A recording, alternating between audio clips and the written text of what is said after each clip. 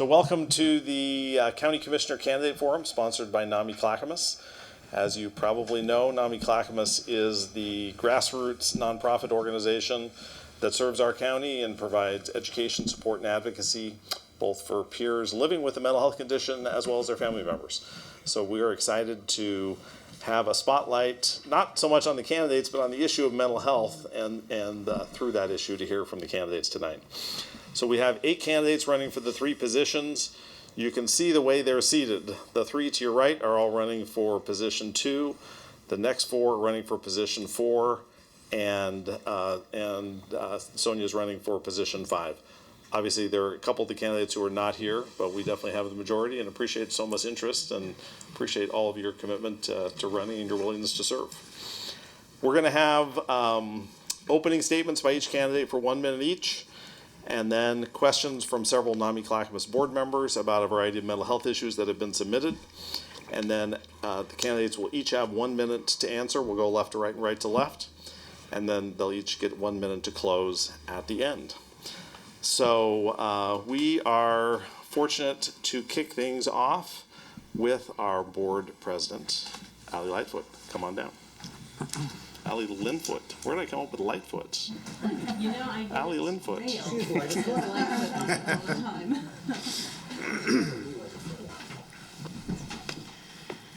Okay. Welcome, everybody, and thank you for coming.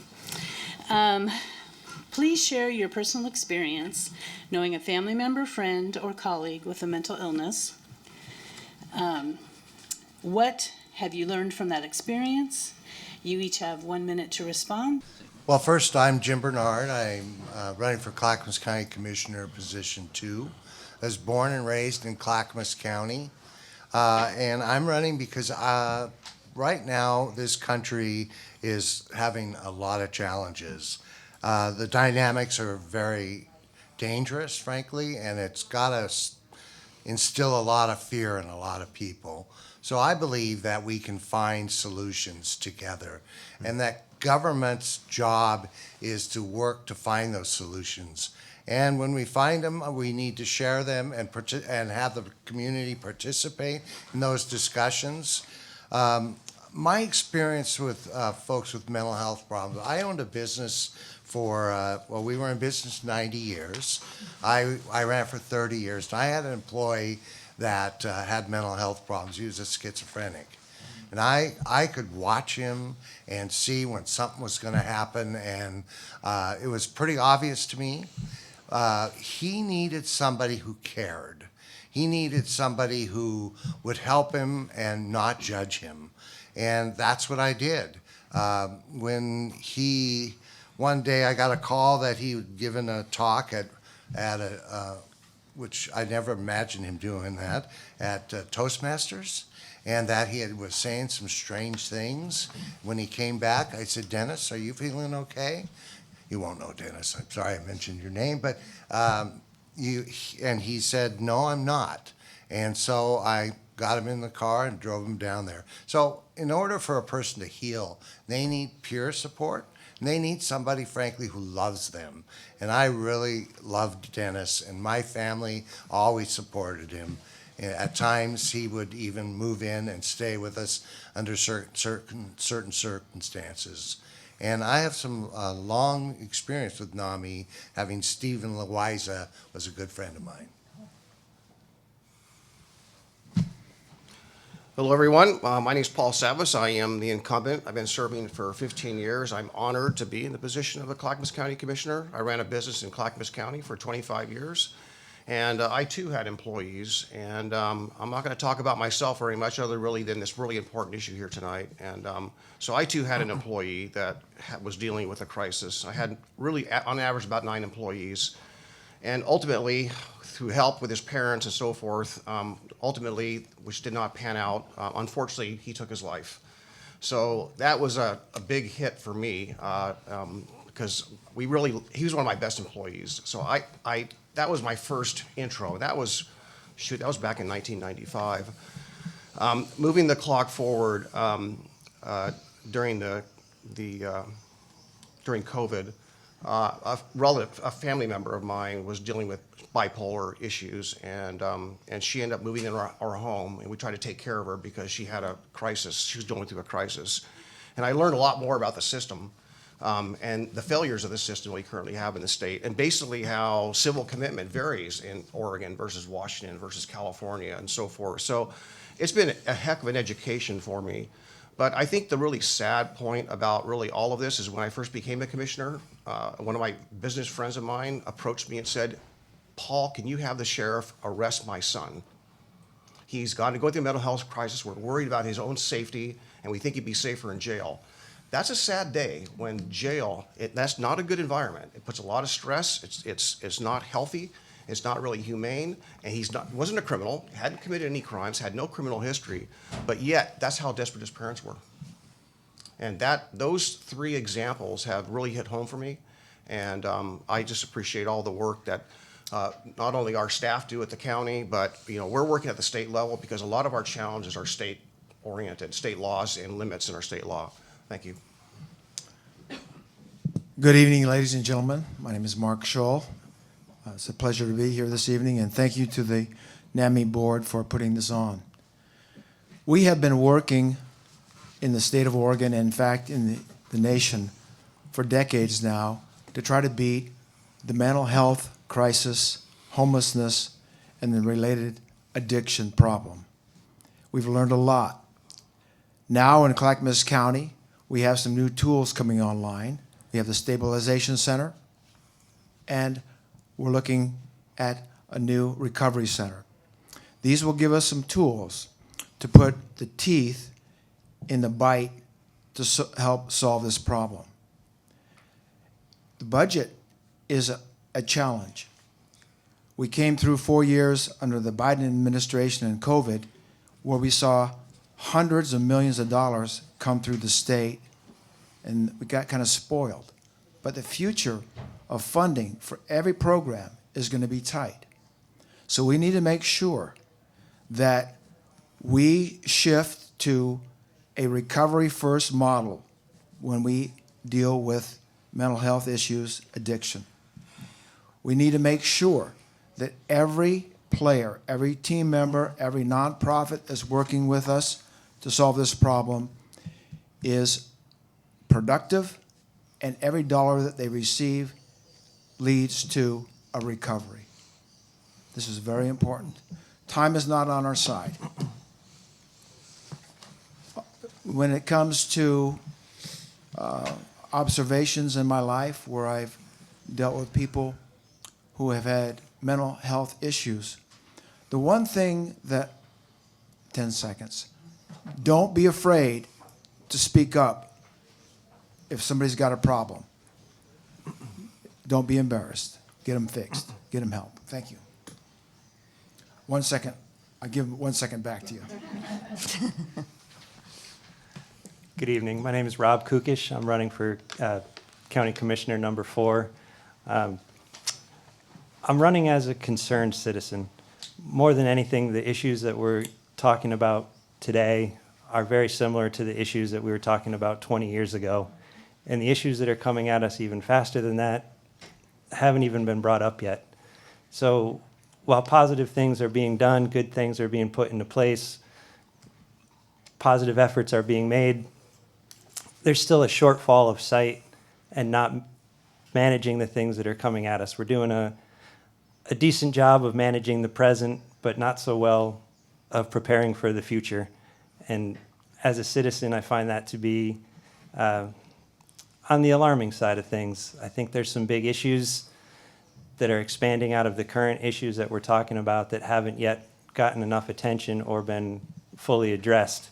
And I think we need a voice in the county commission that is going to raise some concerns about keeping housing affordable, protecting us from unnecessary and excessive surveillance, keeping data centers out. There's an expanse of issues that haven't been brought up yet. And with that is the mental health issue. It's an ongoing thing that we talk about time and time again. And so far it seems like a cohesive long-term plan that catches more people than it misses hasn't been put in place yet. In another life, I was married to a wonderful woman who suffered from severe bipolar. It ran deep in her family. Her brothers, her mother were all affected by it. And ultimately, it's what ended our marriage. She wasn't able to get a handle on it. She wasn't able to get the help that she needed. And it wasn't through lack of effort or trying. It wasn't available when she made phone calls, when she knocked on doors. People were unresponsive. And it's a tragedy that can absolutely be avoided.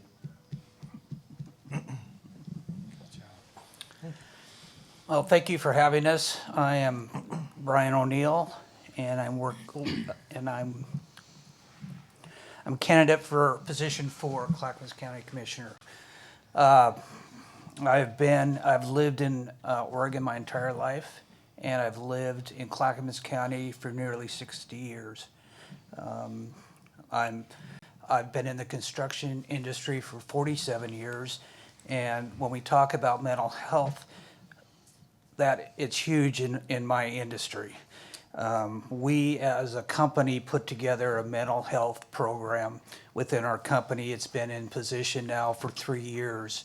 Every May, every region across the country, we put on a program that people can come and get help with vendors and speakers and this and that. And it's been very successful because the first thing person in crisis needs is somebody who cares enough to take the extra effort to make sure that they're okay, you know. And it doesn't start in the morning and ends at the end of the day. It continues 24 hours, 7 days a week for people that we recognize that need the help. You know, so we bring in people who can not only help us recognize that, but also help our employees, and other people are more than welcome to join. I suggest, this is a suggestion that I have, that every city in the county, we should have a mental health day. Hi, my name is Bill Osborne. I was born here in Oregon City. I grew up a block from this building right here. This used to be the art building for the high school when I was a kid. I'm running for County Commissioner, position 4, for a number of reasons. But I think one of the biggest reasons we see is the mental health issue, which it generally we see it as the homelessness, but that's a side effect of the mental health issue, as well as the addiction. The substance use disorder is another mental issue, and if we don't tackle those items, it doesn't matter how many millions and millions of dollars we pump into housing and such and enabling people, they're still out on the street suffering. They're asking us for help. You know, when you see people camping on the sidewalk or defecating on the sidewalk, that's a cry for help, and we just keep ignoring them. No, it isn't because we don't try. We figure our elected officials are going to take all the tax dollars and levies and stuff and things that we even vote in extra money to help this issue. But it goes to the wrong places, again, because they're looking at it as a homeless issue versus a mental health issue. The mental health is something that, you know, has touched my family quite deeply. I have a daughter who is homeless and also an addict. And, you know, when we try to get her help, there's nothing. I mean, she's in her 30s, can't force her to get help. She doesn't think she's got a problem. She thinks she's perfectly normal. And trying to explain to her these things just becomes very frustrating because she's not going to listen. Even on a lesser level, just trying to get counseling or a therapist just to deal with some situational things, trying to get through rough patches in life is difficult. We just don't have enough facilities out there. So my time is up. I could talk and talk, I guess, but thank you, and thank you for having us here today.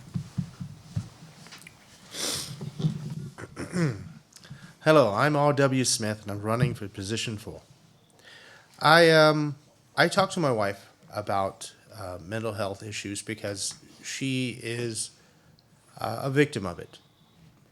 We have been married for 15 years. We have 3 wonderful children. And 7 years ago, she tried to kill herself. She was in Katrina, and she had seen the worst of people floating down in the streets. She saw death and destruction, and when she finally escaped that, she found herself in situations that the PTSD of life stuck with her. We made it to a certain point in our life, and then it all came back. It all, like 3 days, it all came back. It was like a river just rushing in. She just had our second child, and it was really connected to the PPS, and she was beside herself. She reached out for help. She was taken advantage of, and she felt such guilt because of it that she left the house, left my daughter in my arms, and ran off to Montana to end it all. We saved her. We brought her home. I am here to tell you that you can't do this in a time frame of 18 months or 4 weeks or 5 days. It is an ongoing battle with mental illness. I believe that we are here to serve the people of Clackamas County, and my wife is the reason I'm here. Thank you. Good evening. My name is Sonia Fisher. I'm running against incumbent Ben West for position number 5. I'm running to restore leadership, integrity, and accountability to Clackamas County. When I was 12 years old, I went to Wilsonville, to what was then the Damage State Hospital, signed in at the front desk with my parents, walked through very empty hallways, went onto Ward D, green linoleum floors, bars on the windows. And there were people rocking, people humming, people making sounds. And there was my precious, sweet 15-year-old brother, Bradley. He didn't have the spark and light in his eyes. He was struggling with tardic dyskinesia. He could barely speak. He was drooling. That was my moment at 12 years old where I learned compassion and caring for others. That sparked in me a passion that is a guiding light that guides me every day. Whether that's through advocating for disability services for my daughter who has severe developmental disabilities, whether it's for advocating for services when they were closing Fairview so there could be individualized services for people, whether that was through advocating for early childhood when I was staffing senators, or going to law school and becoming a family law attorney, working as a special prosecutor, and also working as your former Clackamas County Commissioner, always keeping that perspective of what people need, the individualized services that they need, and being a voice amplified for those that aren't able to penetrate the walls and the barriers that we all struggle with. My name is Sonia Fisher. I hope I will earn your vote for Clackamas County Commission, position number 5. My name is Joe Kaufman. Thank you all for coming here tonight, participating, and acknowledging all of your experiences with mental health. That's meaningful, of course, to all of us. My question is this. So we hear a lot about substance abuse and addiction because that's everywhere, just like mental illness facing our community. But, you know, you've all acknowledged, really, that mental health, there is a mental health crisis here as well. So the question is, what do you plan to do to address our community's issues with the mental health crisis? Something you can put your finger on and do to affect this. Mm-hmm. Okay, I think I'm on deck. I have 1 minute, right, Gary? Yep. Are you starting my timer right now? I am starting it right Thank you. There's a continuum of care that we need to look at, which has a whole array of services that need to be individualized to what people need. So of course, addiction, substance use is a very important part of that continuum of care. But making sure that we have behavioral health services, a phone number that people can call to give them 24-hour support. I just learned tonight that our crisis line is down. That's not okay. Making sure that people have resources, that we have walk-in mental health, that we have mobile crisis, that we have peer mentors, that we have individualized supports, that people can find a psychiatrist. Oh my gosh, does anybody empathize with how challenging that is right now? It's a whole big system, and we have to look at all parts of it. And where does it start? It starts right here with people with lived experience, educating us who are the policymakers and the leaders, and making sure that our vision is clear and good for all of us.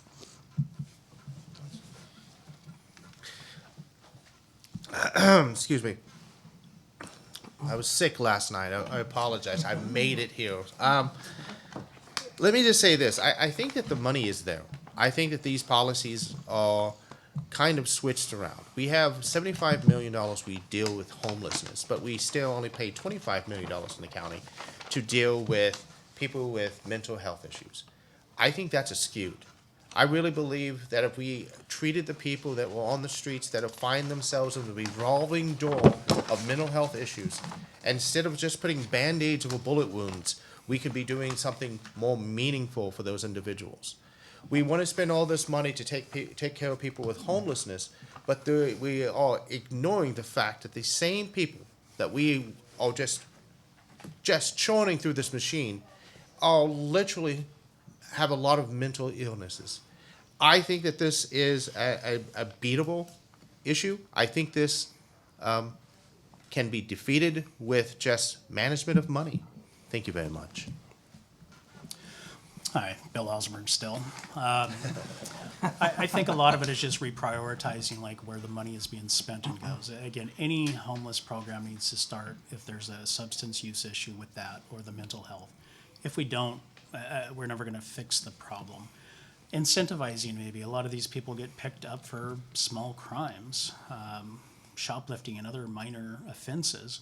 Incentivize a court system to get them to volunteer in lieu of prosecution to go into these treatment programs to help get them in the door, because you need to get them in there. You need to get them in, get them detox, get them started, because when they're high, they're not going to make the right decisions or the healthy decisions. And clearly that's why they would be in trouble if they were in the court system. And then just have the facilities available for others, help for those who ask, because again, these people on the streets, a lot of them, it's a cry for help. We just aren't understanding the language they're speaking. So, thank you. I think the question we need to ask is, what do you need from us? What are the 3 top things that you're not getting from your politicians that you need to put together your program for mental health and all substance abuse and this and that? Those are the things that I would come back with, is how do we partner up? What are the things that you need, and how do we get there? I'm not the professional mental health expert. That's why I bring people in to ask them what those questions are, because honestly, yeah, I can say we need beds, we need this, we need that. But actually, what do we actually need that will make a difference in their lives? Thanks.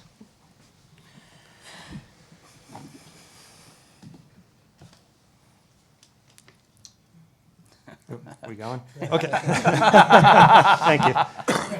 I think this is one of the most challenging times to try to be a human. There's pressures, internal and external, coming at you from every direction and stimulus in all sorts of ways.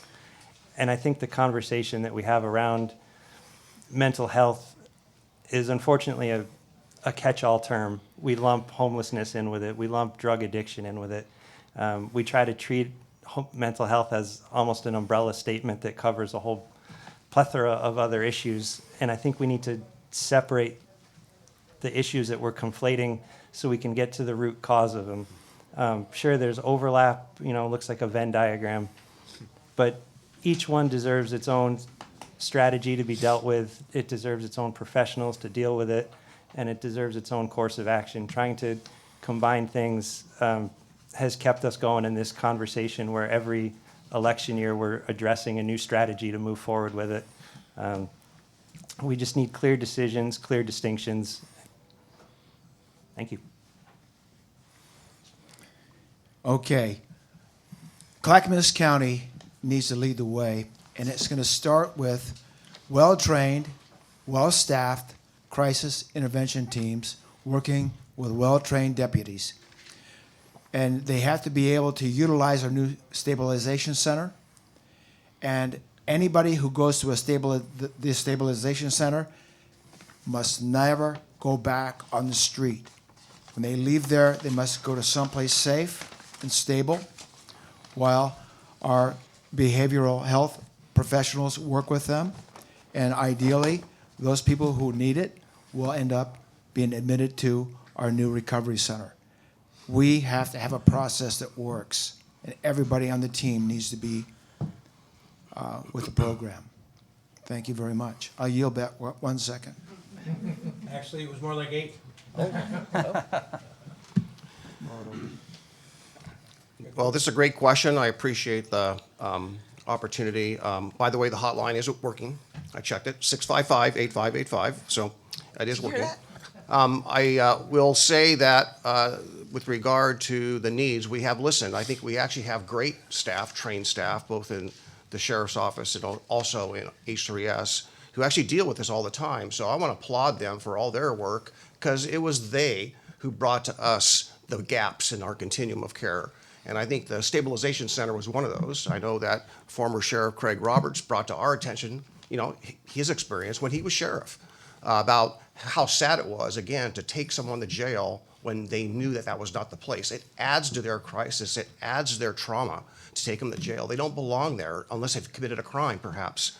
So we built the 23-hour stabilization center just for those people. We are building a recovery center or system of care, a center here that we're going to break ground on this year to deal just with those crises. So I'm excited. We're doing something. Well, first, I think there's a stigma out there that anyone with mental health problems is scary.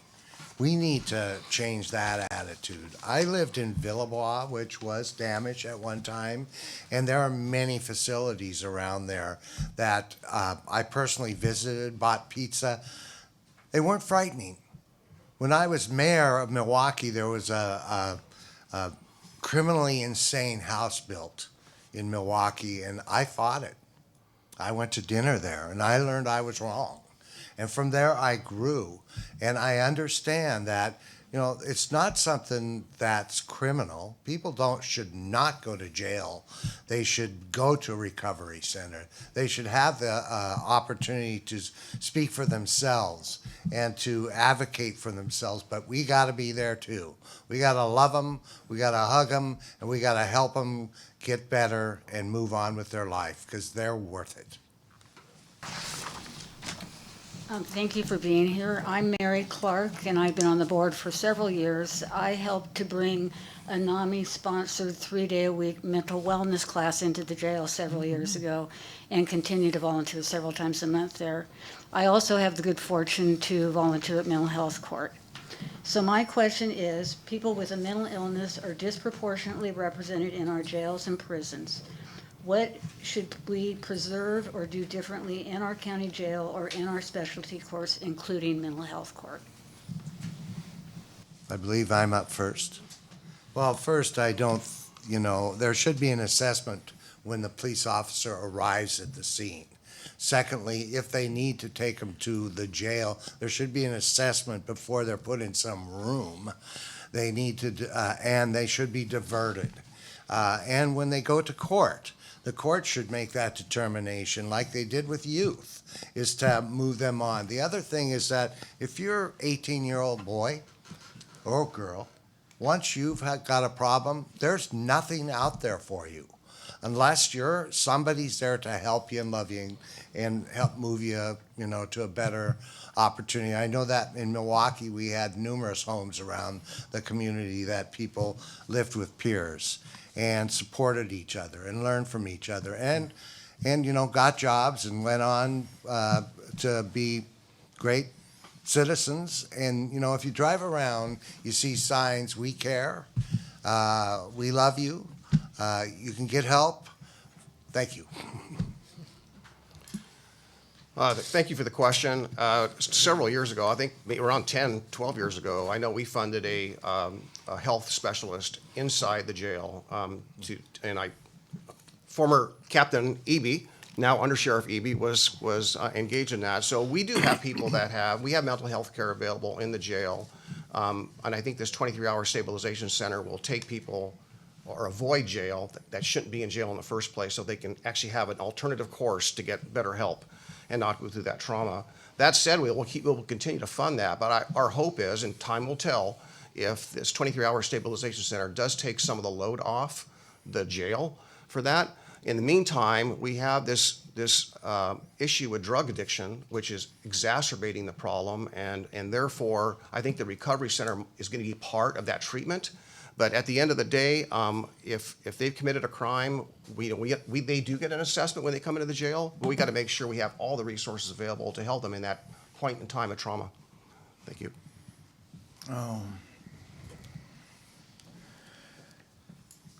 I've heard many people tell me that they would never have gotten off drugs and addiction if it hadn't been for the jail.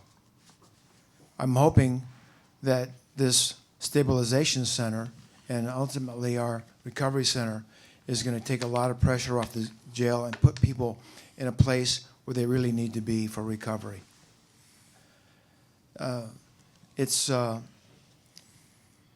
The other thing, too, is the more effective and more successful we can be by focusing on recovery instead of housing first, I think we're going to make more and more headway into alleviating addiction, and then that's going to put less pressure on the jail, and thank you.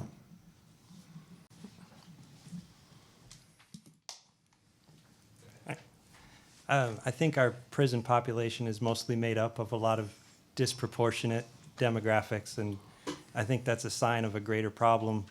And one of our great shortcomings is that we're always focused on reactive solutions rather than proactive solutions, right? We're trying to address things that have already become almost too much to handle, and we're letting the prisons be a sorting system for trying to sort out who is who and what is what. By the time someone ends up in prison, we've already had however many hundreds of systems fail. So we need to invest in our schools. We need to find out how to help struggling families.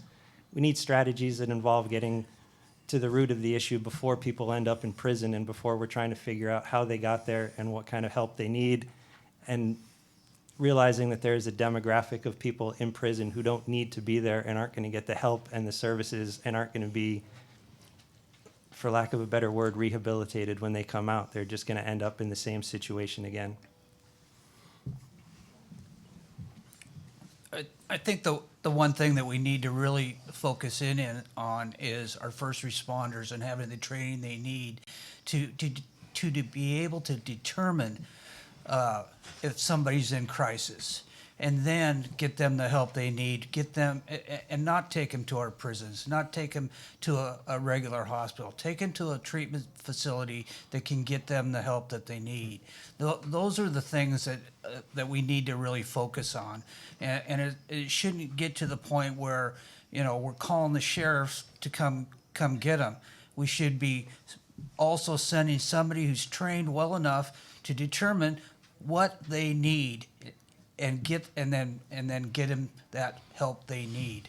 That's going to be that's my thought. So I think, you know, the biggest issue is just having a place where people can be that isn't a jail cell, that they will get help. And, you know, as we're working more and more towards that, I think that will get better. Some people just, because of the things they're doing, need to be somewhere where they're kept from harming others or harming themselves. As we get a little bit more into understanding mental health and the need for that, perhaps having an area of the jail, which they may already have, that is more of a wing for people in despair at that particular point in time. The stabilization center sounds like a good start as well.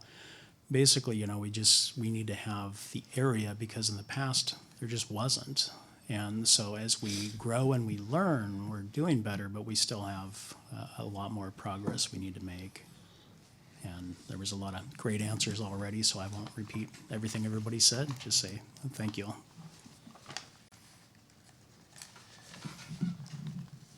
I agree with Bill. A lot of this has been said so many times, we get lost in the minutia of it all. The people in the jail, Mary, are facing the same issues over and over again. And those of you who walked with people in the jail, they'll tell you the same story so many times it becomes almost a script. And it's not because it's not true. I mean, you could literally follow those ideas, those beliefs, those understandings of how they ended up there, and you will know that it starts at home, it starts with a friend, it starts from abuse, and then they find themselves in the courts. And then after the courts have no way to filter those people. And the reason they don't know how to filter those people is because it is almost squeamish in the way we deal with mental health issues. They look at people with mental health issues and they say, well, they must just be bad. So they put them in jail. They put them in prison. And then we get to rinse and repeat because we're putting Band-Aids over bullet wounds. That's my new line. Thank you. One thing we have to make sure that we do, and we're addressing mental health courts and our jail situation, is to make sure that we have a public safety system that is adequately funded. When I left the commission, we had one of our strategic performance Clackamas initiatives to be public safety funding that is stable, that we can depend on. That strategic initiative is no longer there. One reason why I really feel so strongly about this, when I was working as a district attorney in Multnomah County, and when there would be somebody leaving the jail, I would more than once fight with the jail in Multnomah County to make sure that person had the medication that they needed and that they were going to be stabilized upon leaving the jail. I mean, I, as the district attorney, was fighting that. That is unacceptable. So what we need to make sure that we do is to make sure that our jail staff is well funded, that our probation system is funded, that our public safety system is funded, because if we neglect that, we are all going to be in trouble. My name's Deanne Barnett. I'm obviously on the board and have a daughter with mental illness, so everything you're saying is resonating. And I would like to say I wish you could run for different positions so that we can have all of you on the commission, because it's sounding like you've really got this. Do you support the Clackamas County Mobile Crisis Response Team that provides unarmed mental health professionals, and many of you have already mentioned this, to respond to mental health related calls? And will you prioritize allocating more resources to fund more mobile crisis response teams to keep up with the growing demand? Thank you. Great question, and absolutely support mobile crisis. And there's just story after story of how effective intervention has been when you have skilled mental health personnel going out and working directly, de-escalates and works really well. So what I need to know from all of you advocates when, after being elected and on the budget, and I used to do this with Michelle, who was the executive, I would call her up and I would sometimes on breaks during budget and say, okay, Michelle, there's this issue here. Like, what do you think about this? And how are you going to get folks here to talk about it and testify? So your job is to educate the policymakers about exactly what is needed and to stay there with the elected officials to make sure that we do adequately fund these services that are so critical. Because as my mother used to say, an ounce of prevention is worth a pound of cure, and these programs are preventative. I'm sorry, I was captivated. It was really good. Okay, may I start now? Let's get you a couple extra seconds. Oh, thank you. Well, honestly, I have an experience with this. I was working with a facility known as Exceed Enterprises. We dealt with people with disabilities and mental health issues. I was one of the supervisors on hand that got to go out and help with individuals. Well, we had this random, unknown individual walk up onto the property, sit down, and was sitting in our smoke area crying. And I had no idea who this individual was. As I walked up to him and found out a little bit about him, he had walked there prior, and now he was homeless. And now he had come up there looking for help.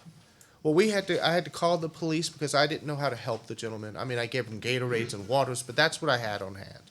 And then we had the police show up, and they had the crisis center the crisis individual show up, and they helped the gentleman. But my biggest fear was when the police show up and this individual might be dangerous, I was afraid the police might do something questionable. But luckily, Milwaukee's police is amazing. Thank you. I think the response teams are a great tool to use and something that we could use more of, as well as just training the police officers, the Clackamas County Sheriff's Office more, just making sure that the officers have more and more training. My son's father-in-law, he's over on the other side in Washington County, deputy over there, but this is one of the things that he did. He was one of the people who would make contact with homeless people with mental issues. And I learned a lot from listening to him and the training they were teaching them and how to approach people.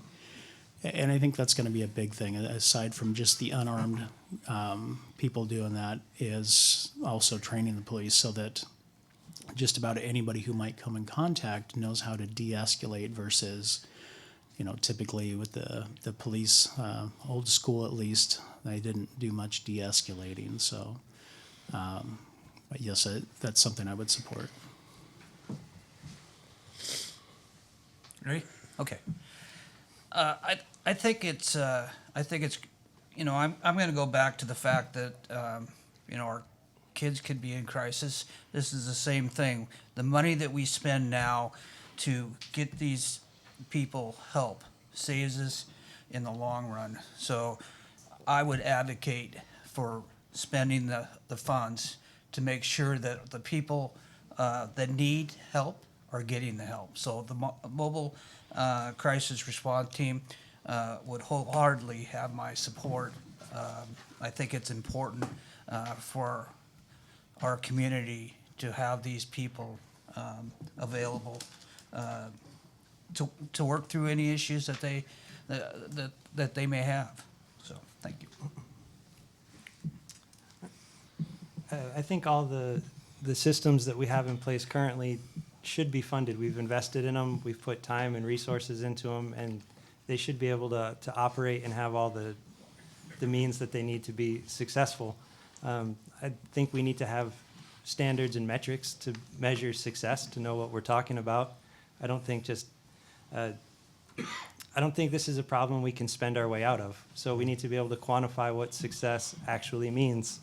And I think to touch on what Sonia said, I kind of forgot the last half of the axiom, but an ounce of prevention. Pound a cure. Pound a cure, exactly. So that's going back to what I said earlier about proactive solutions, not being reactive. So if we can catch something ahead of time, maybe we don't have to spend so much money on the systems that we have. Maybe they can run more efficiently with fewer dollars because we're catching the individuals before they get into crisis mode. They're getting the support they need before it even gets that far. Maybe we've got no more time. Thank you. Can I get 10 more seconds on the next one? All right. Next one will get you 10 more. Thank you. The crisis intervention teams are like our eyes on the problem throughout the county. So they need to be well-funded. We need to have enough CIT teams to make sure we're getting good coverage out there. Because the sooner they can get to a problem, the faster we can begin to analyze that problem and get people help. The stabilization center can't work if the CIT teams are not able to do their job initially. And ultimately, when we get our recovery center up and going, that'll depend also on what happened with the CIT teams, what intervention they're able to make. And so funding for CIT teams, very important. Simple answer, yes. Totally support the mobile crisis, and I'll get really to what I really want to talk about on this issue, and that is that be mindful that we don't know who the first responders are when a call comes. It could be the paramedic, it could be the fire department, it could be a sheriff's deputy or a police officer. We don't know who's going to show up, and then at those times, if they feel the appropriate measure is to call the mobile crisis unit out there to help them, that's what they'll do. If they feel the best medicine for that person is ER, they'll take them to ER. If they feel it's the 23-hour stabilization center, they'll go there. So our staff, our professionals out in the field to help navigate that, they try to do an assessment to figure out what they need when. And so all these things are important, but funding is the most crucial thing that we're all fighting. It's just so, there's very few dollars. The supportive housing services dollars, the safety levy, please vote for the safety levy. It's going to help for all these things, not everything, but we are in a point in time where our costs are outpacing our revenues. I'll agree with Paul that we need to make sure that we fund these crisis units, but also, you know, when we underfund the sheriff's department, there could be 2 officers 40 miles from Mount Hood. And there's crisis at Mount Hood. There's got to be a way to get somebody up there. So we need the boots on the ground first. The other thing, I got to talk about Sonia. I remember one time her sitting down. There was a gentleman, a homeless person sitting down, and her talking to him. And you could see his eyes brighten up that somebody actually cared and listened. And I don't know what happened to that gentleman then, but it was a great day for him. And I was really proud of Sonia that she took the initiative to sit down and talk to the gentleman. I don't know what the script is at 911, but it should be, I've got a mental health, my son is having a mental health crisis. If they're not asking what's the problem, what's the crisis, they should be, so that the wrong people don't show up. Mm-hmm. My name is Judy Steele, and I've been on the board I'm ancient. I've been on the board for years, and I've also been working on an auction as a fundraiser. But I am really impressed with the fact that you all have something to do with mental illness and know somebody and understand just the idea of mental illness. When we do get somebody in a stabilization center and we do hopefully go beyond that and get some treatment, then we have the problem of housing. And it's as big a problem as the mental illness because they're put back on the streets or in their family's house where things reoccur again. So what would you do to provide a more safe and affordable housing for people with mental illness particularly? Well, one thing, when people get out of jail, they don't actually get out of jail if they're just going to open the door and they have mental health problems. They need a place to go. And housing prices are outrageous. We need housing for all levels that people are impacted by, whether they have mental health problems, whether there's young families, older people. We also need to have people in our schools that when a crisis occurs, they're out there helping those people understand. I have family that mother died. They're 6 and 8, and they're not getting any treatment at all, and they need help. And there should be an advocacy out there helping children, live through that experience.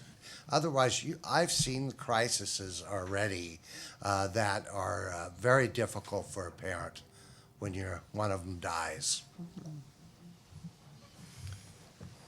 Well, thank you for the question, Judy.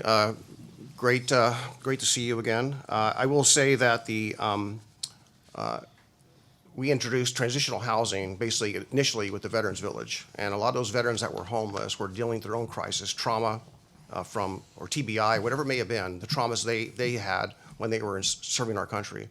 And so our housing program, everything we're doing has got transition in there. There's an element to where they can help get the services they need.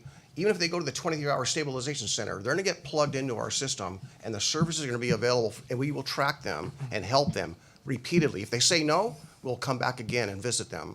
So it is about transition. It's about making sure we have the supportive wraparound services to keep those vulnerable folks to have the services they need and be able to afford them to follow up on the next visit and the next visit. That's the key word here is transition and make sure the services are there and available. Is that just for service members?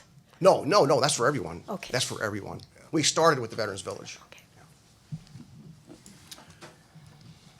Housing is very, very important, but treatment is just as important. The two need to go hand in hand. We cannot have a situation where we do housing first and we forget the recovery, we forget the treatment. So we've been working on projects, housing, to accommodate people who are in need. I don't know if we'll ever have enough, but what I don't want to see is funding going to housing where people are put there and forgotten about. They need treatment. They need recovery, and that needs to be the more focused we are on recovery and sending people off to healthy lives, the less demand we're going to have for housing. Thank you. Speaking as a builder, the housing part is easy. We can build. That would create jobs. We have skilled workers. We can build housing. The issue is getting people into the housing. So we actually need a network big enough to catch everybody who needs the help, right? In my own experience with my previous wife, the support wasn't there, right? She was calling, emailing, and it was crickets.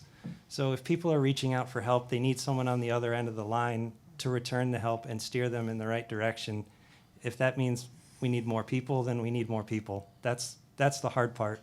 We need people with empathy, people who care, people who want this job, and people who are willing to go above and beyond to do this job to help the people who need them to have that job. Getting the housing is the easy part. We can build houses. We need a network of people to get people into the houses. I think the thing we need to remember here is that, first of all, we need to identify properties that are willing to have these type of transitional housings, and then I would say once we get that up and going. We really should be looking at like Habitat for Humanity or any of these other agencies out here who are building for low income and our needs. I think those are the first steps. Getting mass transit to be able to come and go from these properties as well. I mean, all this plus the help that they need is vital in getting their recovery and giving them a safe place to live. I believe the system right now is broken. I mean, they're trying things, but government is good at taking taxes and spending the tax money. It isn't always good about spending it in the most efficient way. As far as creating more housing, I think more public-private partnerships need to happen. There's a lot of groups out there that aren't the government that are doing things to help build houses and homes for people, and government can partner with them.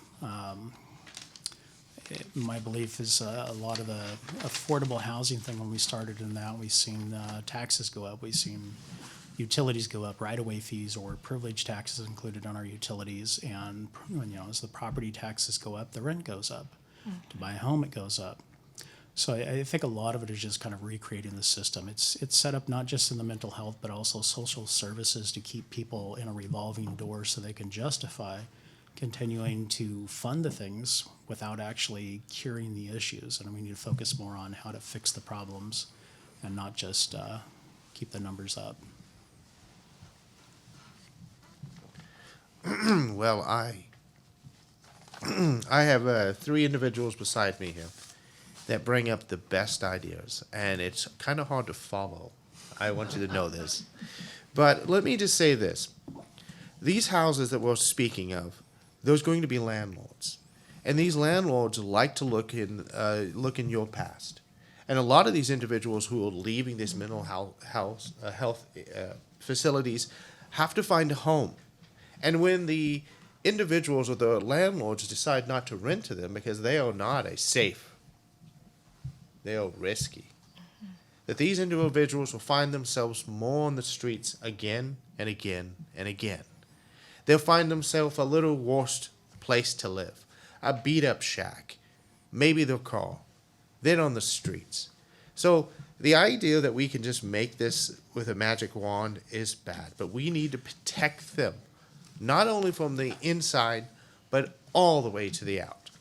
Thank you. So the issue of safe and affordable housing for people that are struggling with mental health challenges is very broad. I mean, it starts first with building more housing, having more supply, bringing the cost down, government partnering with private, incentivizing, cutting red tape, doing all the things. We've got that. The more challenging issue is the real supportive housing, the housing that is for people with severe percent of mental illness where they need structure and they need more care and staffing. There's a lot of barriers. Zoning is a barrier. There are land use appeals and challenges when there is a facility, even if it's a smaller facility that's going to be cited. So nonprofits spend so much money on attorney fees in trying to deal with that there's this huge disincentive for these groups that want to provide this service to do it.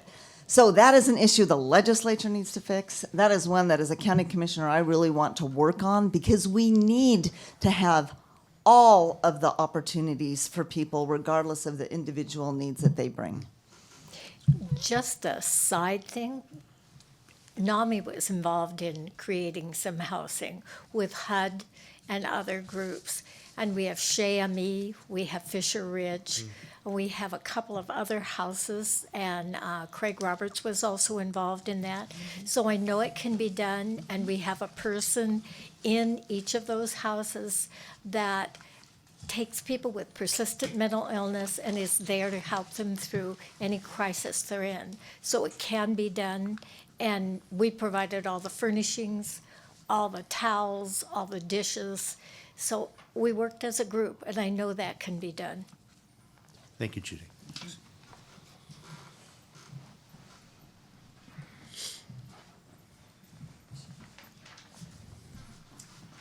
Hi, my name's Marianne Andrews, and I'm a board member of NAMI as well as the Mental Health and Addiction Council, Clackamas.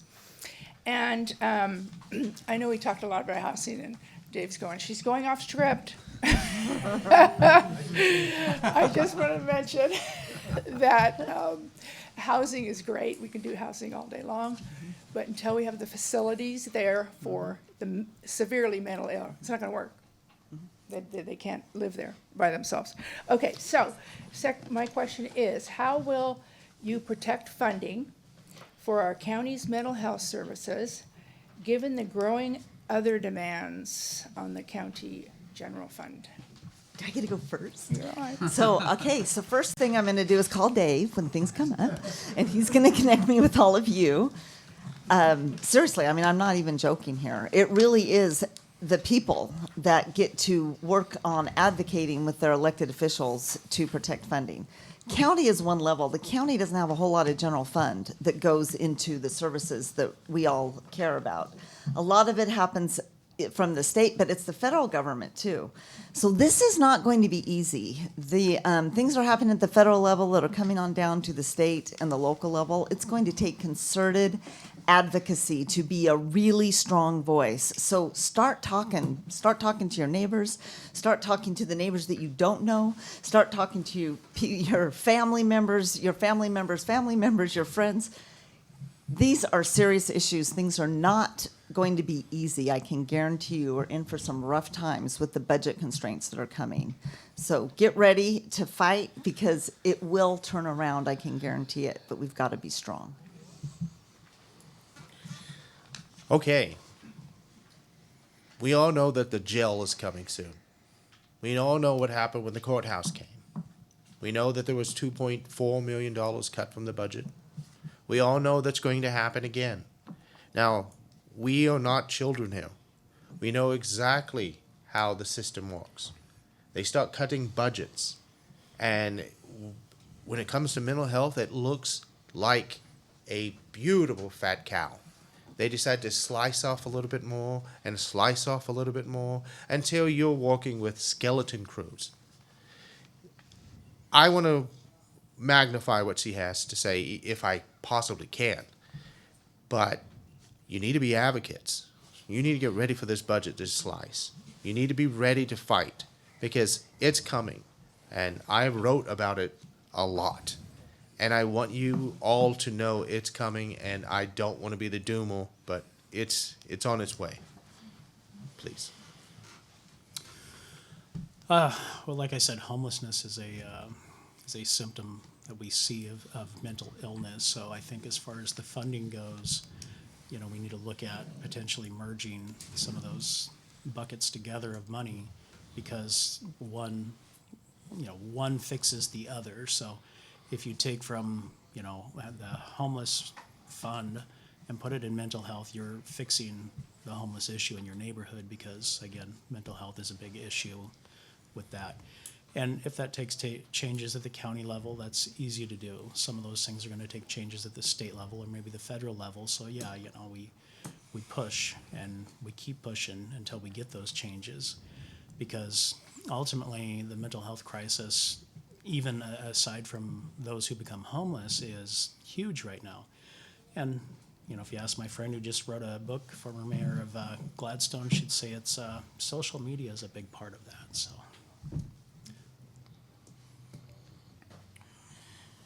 Yeah, I mean, everybody's saying the same thing. I mean, our funding is going to be tough moving forward. Our economy's not responding. We're at least a year away from funds starting to increase a bit. But right now, all of us need to be advocates for mental health. We can't stand on the sideline and let somebody else do the work. We all need to do the work. If we need funds, we need to be on top of it right now, because it is going to be ugly come June when the new budget comes out for July. It's going to be tough. So I mean, I'm a firm advocate for funding of mental health, but one person can't do it by themselves. We need all of you to help as well. Thank you. I think we're all keenly aware of the economic hardship that is touching every single industry and every single individual at this time. Everything is uncertain and nervous, and I'm worried about the money in my account, and I'm sure every organization is also worried about the money in their account. So if you want to protect the funding that you have and get more of it when times are tough, I think you have to be able to show success, show results, have something that you can quantify and present to people to justify not only keeping your budget as is, but maybe even getting more as other budgets shrink. We can't really be amorphous with what we mean by progress and success. We have to be clear and be able to prove that we've accomplished the goals that we've set out to accomplish, help the people who have needed help, and then have the people who have received the help advocate for getting more support. Just have to be able to prove that we've done the things we've set out to do. We're never going to have enough money. And the future is going to be tough to pay for everything that we need to pay for. What we need to do, like any business, is you identify what's not working. You identify where the waste is. And we've seen hundreds of millions of dollars go through the Tri-County area.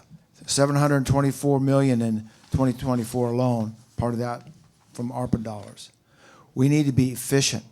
Anything that is not working, that's not producing healthy people, needs to go away. Cut first, increase efficiency, and then ask for more money. Well, Sonia kind of touched on it. I'll just amplify it. 99.9% of the funds that are spent in Clackamas County for mental health, behavioral health, does not come from the general fund. So that's not in jeopardy. If you all want to advocate, please join us in Salem when the legislature is in session, because that is our main source of funding. I want to point out, and I want to thank actually the governor for listening to us, because when we were there cutting the ribbon, the governor and our commissioners were there cutting the ribbon at the 23-hour stabilization center, we only had $5 million of the state's share to help with our recovery center. And we pulled the governor aside, and she listened to us, and we got another $5, and then shortly after we got another $5 for a total of $15 million, because she saw the success that was happening in Clackamas County. So the funding issue is at the state level. We have worked with the OHA. We are continue to work with the OHA. We just signed a contract for 2 years. All the counties in the state of Oregon were fighting the state of Oregon because of the funding crisis at the state level. This is the challenge. Thank you. Well, it's right. I mean, the county's funding mainly comes from the state. But, you know, I sit at this table and everyone has had an experience with somebody with mental health problems. Every one of us. You know that just about everyone out there has had an experience with mental health issues. Advocacy should be an easy task.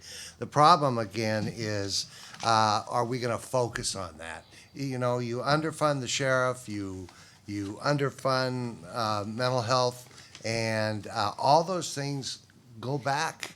I mean, there's more homeless people. There's more, drug problems. There's more suicides. There's all that stuff.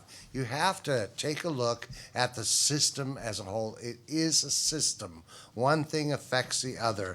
So you need to look at the system and see what you can do to focus on what's causing all those other issues, and that's mental health.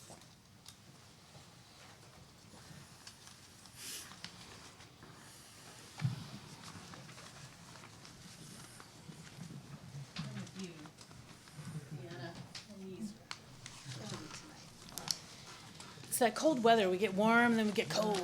So, again, my name is Allie.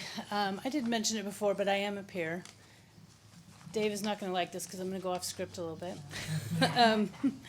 But I left Clackamas County about 4 years ago. I was the peer services coordinator for 12 years. And that position was just recently cut this year. That saddens me because we've also seen reduction in the peer services that Clackamas County contracted with while I was there.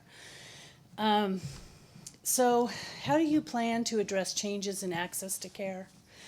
There have been reductions. Care Oregon had a huge reduction. They were a big help to Clackamas County at one point. So access to care for vulnerable populations, including low-income individuals who already face heightened barriers to resources. And in those peer support programs, we've seen those reduced. It's one of the reasons I left the county 4 years ago. I saw it coming. I was asking to start dismantling a system I had built, and that's heartbreaking. Couldn't do it. So it's really, really important that people have access, and peers is a way to do that. And so protecting what creates access for people is really important. How do you plan to protect that? Well, I So, think we Joy. have some great partners out there. Father's Heart, Love One in Oregon City. These are the experts. These are the people who see these people every day. And they know how to solve this problem. They're just not funded enough.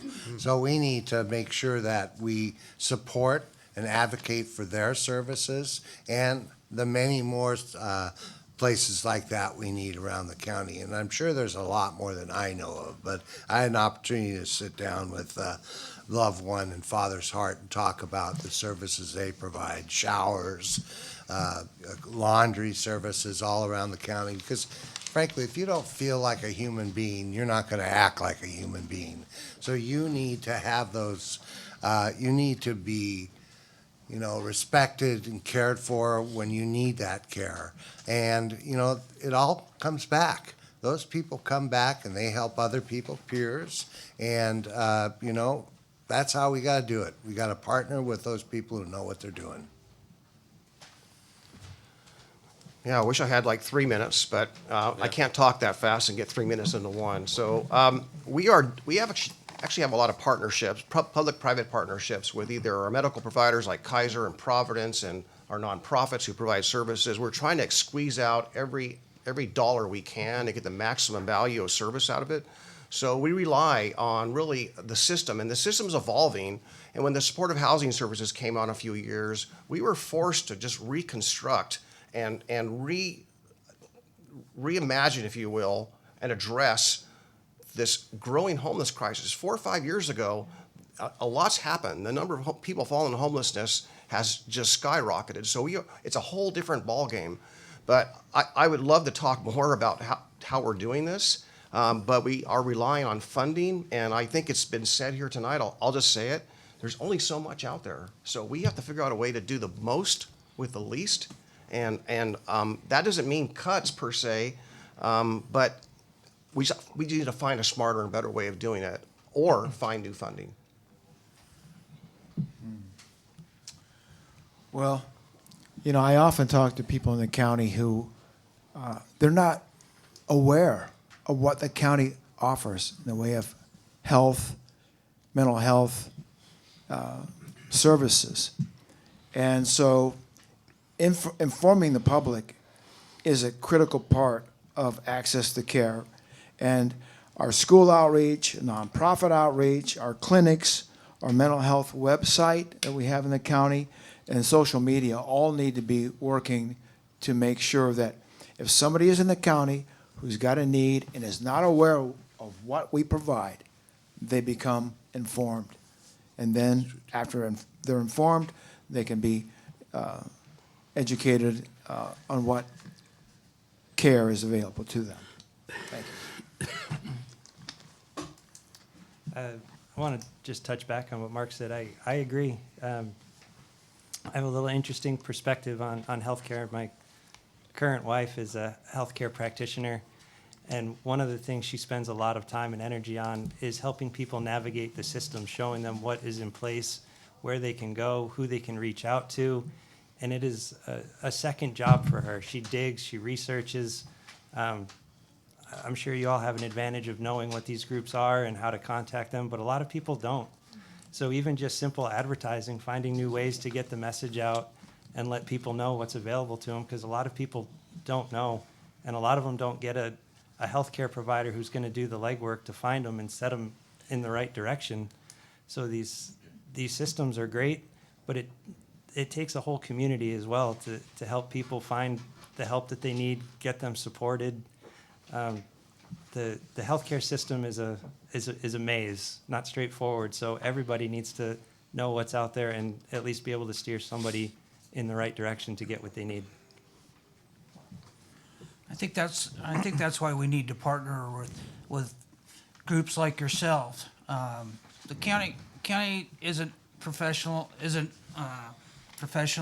doing what they're managing the budget, but you are the people who manage the people, and that's what's important, is that we manage the people, get them the help they need, and give them the contact information. That's what has to happen. Funding is again going to be tough, but And that's why I'm advocating that in every city in May, we have a mental health awareness event where people can come, whether they're employees or people in the community, that we can have professionals on site to help them navigate through some of this stuff. Thank you. Yeah, I think the thing I've heard that I agree with most is the partnership with people. There's a lot of people out there that if they have an opportunity, they'll volunteer their time. And having somebody to help coordinate that. I used to do solve cleanups down in the High Rocks area, and I think at one point I got up to where I had 75 people that come out to volunteer just to pick up garbage. There's a lot of other things, like myself, I spent years wanting to get involved in things, but I didn't know how to. So helping to facilitate that, letting people know what resources are out there, and just working to help organize groups and individuals who have some time and they're looking to, donate that to somebody to help something, or they have some knowledge that might help somebody. Government quite often just looks at, what can we fund and what can we buy, but a lot of times it's just neighbors being neighbors that really help people out. You get a few people together and you can do a lot of great things and help a lot of people. Thanks. Let me start off. Allie, you and me both. I lost my position when I was asked to fire magnificent people. So, yes, I quit that job and walked away. So let me start off with saying what I belong to the CCAB, the Community Climate, the Clackamas County Action Board. Now, what we deal with a lot of people with mental illnesses, utility issues, rent, help. Now, one of the things that do come up a lot is how to get that access to people. Now, I can tell you, I spent at least 2 Saturdays sitting in a library, the Leading Library, handing out literature, talking to individuals, having them sit down, saying, hey, here's the resources you guys can look for.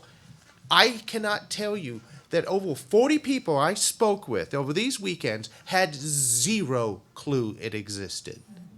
Zero. So when I pass out this information, I handed them my card. I kind of did a little bit of, hey, I'm actually running for county commissioner. I can tell you that these individuals that are getting this help want this help, but they don't even know it exists. But the CCAB is trying the best. That's my plug. So how do we address changes to access to care? And what do we do as a local government? It's a very good question. It's not an easy one to answer. But when I look at stories like we're getting rid of peer mentor programs, we got rid of volunteer connections, which helped the seniors. Clackamas County is getting rid of programs that are really essential to the lives of people. So what do? We make sure you hold your elected officials accountable for them seeing the people at the other end of these decisions.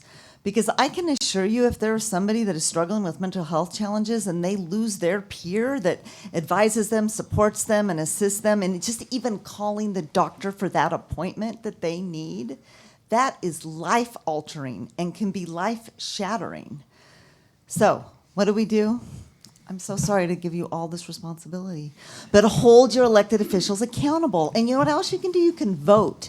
You can vote for me, Clackamas County Commissioner, position number 5. Tell all your friends to vote, and please engage and continue to engage in our democracy. Thank you, Gary. You don't even have a soapbox up here, and I'm standing on it anyway. So we have several more questions we have got to, but we're out of time, so we're going to invite you each to give a closing statement. You each have 1 minute. Tanya. Thank you so much for allowing us to be here and to share this wonderful moments with you. My name is Sonia Fisher. I'm running for Clackamas County Commission, position number 5. And I am running to restore leadership, integrity, and accountability in Clackamas County. What do I want to work on? I want to amplify the voices of the people of Clackamas County. I want to make sure that our elected body looks at the decisions that they are making, how they affect the people at the other end of those decisions. What is most important right now in this climate? Affordability. Clackamas County needs an affordability lens on every decision that they're making. Public safety is key to having a healthy and thriving community. We need to make sure our public safety system, and that includes everything that we're talking about tonight, is funded at an adequate level. And we also need to make sure that there is accountability. Our local government needs to work for you. I want to get elected. I want to fix what's broken in Clackamas County, and I want to work with our colleagues to make that happen. Thank you. Vote Sonia Fisher, Clackamas County Commissioner, position number 5. Okay, my name is R.W. Smith. I'm running for County Commissioner seat number 4. Now, I love everything she had to say. I want to say that off the top. But let me be blunt. I've watched these leaders that came up before me try their best, and it seems that they had such roadblocks in front of them. If it wasn't the economy, it was the other individuals that were sitting beside them. Now, I think it's time that we discuss how to make a unified front against these mental health issues. And a lot of the times I find that that's impossible. There's too many conflicting issues. Now, I got to tell you that I would have loved to spoke about my son when his disabilities, and I would love to explain to you how well my wife is doing. But these things are not going to be able to be spoke about in this final chapter. But I can tell you that I would love your vote. And I do have literature on the back. I'm R.W. Smith, seat number 4. Bill Osborne, also running for seat number 4, and I appreciate you having me here. So this is like coming home to me. I grew up a block down the street here, so not my first time dealing with NAMI. I've been to the office in Milwaukee there years ago with one of my daughters, another one both in Washington County, down in Lane County as well, where they were very, very helpful with some of the needs that we had. What I find is a lot of people never talk to their elected officials, and their elected officials never reach out to them, which I think that's the big problem.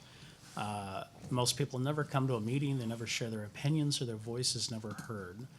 And that's where myself, I like knocking on doors and introducing myself to people I've never talked to before and asking them, hey, what do you think the issues are, and how are things in the city or county level or state level going?